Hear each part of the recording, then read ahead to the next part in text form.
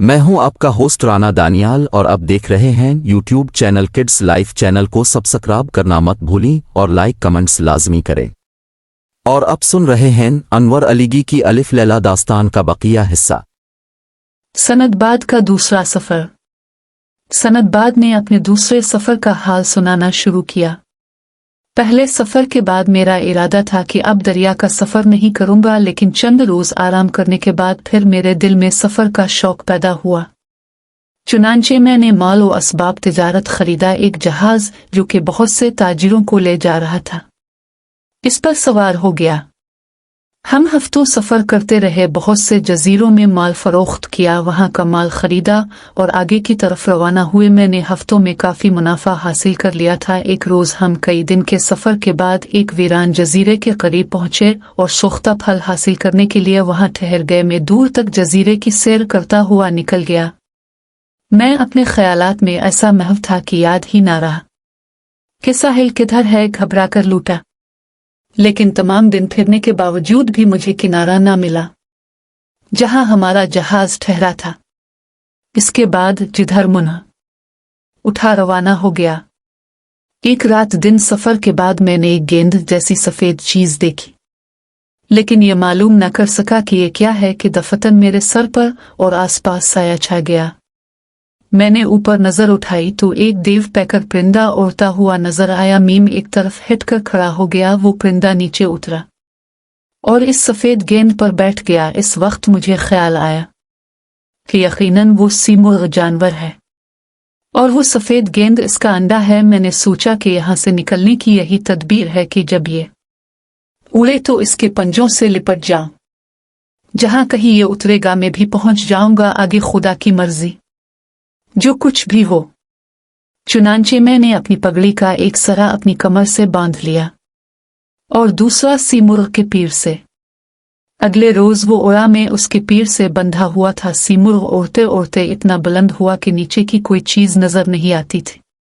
बहुत देर के बाद वो नीचे उतरना शुरू हुआ। मैं तैयार था। जो ही जमीन करीब आई मैंने कमर से पगड़ी खोल दी और एक तरफ को किया। सीमुर्ग ने करीब ही पड़े हुए अजदहा को पंजे में उठाया और उड़ गया। अब जो मैंने अपने चारों तरफ देखा तो मालूम हुआ कि मैं कई पहाड़ों में घिरे हुए एक छोटे से मैदान में खड़ा हूं और इसमें चारों तरफ अलमास बिखरे पड़े हैं। मैं बहुत खुश हुआ और बेहतरीन किस्म के अलमास अपनी कमर में बांध लिए।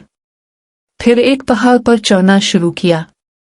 थोड़ी दूर तक गया था कि असरदहों की खौफनाक फुंकार में आने लगे और रास्ता नहीं था। मैं इस वक्त की अपनी घबराहट और परेशानी बयान नहीं कर सकता। दिल गम से बैठता हुआ मालूम हो रहा था। उधर शाम सर पर आ गई। बड़ी मुश्किल से मैंने अपना हौसला कायम रखा और खूह में जगह साफ करके बैठ गया। मुंह के आगे इस तरह फिर चुन लिया कि कोई सांप वगैरह अंदर ना आ सके। जूं तुम करके रात बिसर की। सुबह को उठकर चारों तरफ फिरने लगा, शायद कि यहां से निकलने की सूरत नजर आए मुझे। बाहर निकलते ज्यादा देर नहीं हुई थी कि पहाड़ की चोटी से बड़े बड़े टुकड़े आकर गिरने लगे। मैंने हैरान होकर चारों तरफ देखा, लेकिन कोई हैवानी या इंसानी सूरत नजर न आई। थोड़ी देर में बड़े बड़े परिंदे आने लगे। वो गोश्त के टुकड़े उठा उठाकर उड़ जाते थे।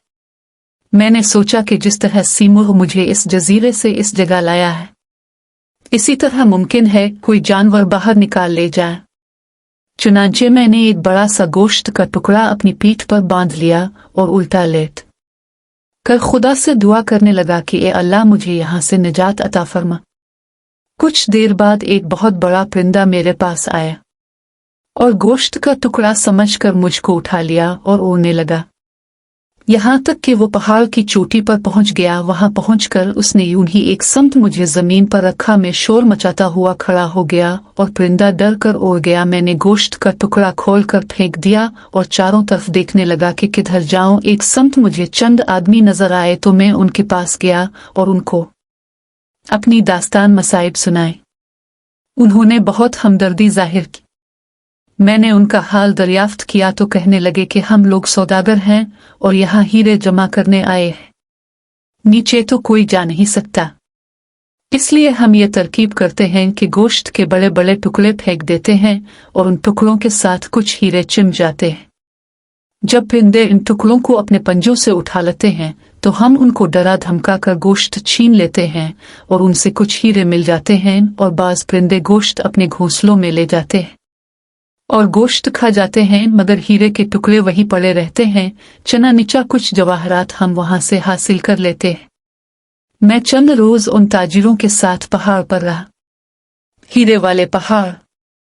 मैं फिर इनकी रहबरी में जजीरा रूहा में आ गया, कुछ जवाहरात फरोख्त करके बहुत सा असबाब तिजारत खरीदा और जहाज में बैठ गया। बसरा आया और वहां से बरास्ता खुश्की बगदाद पहुंचा। इस सफर में इतनी मुसीबत उठाई कि मैंने अहद कर लिया कि अब दरिया का सफर नहीं करूंगा। यह किस्सा सुनाकर सनदबाद ने फिर एक तहसीली देनारों की हिंदबाद को दी और ताकीद की कि कल आना, तुझे तेरे सफर के हालात सुनाऊंगा। बकिया हिस्से का अगली वीडियो तक इंतजार करें। शुक्रिया।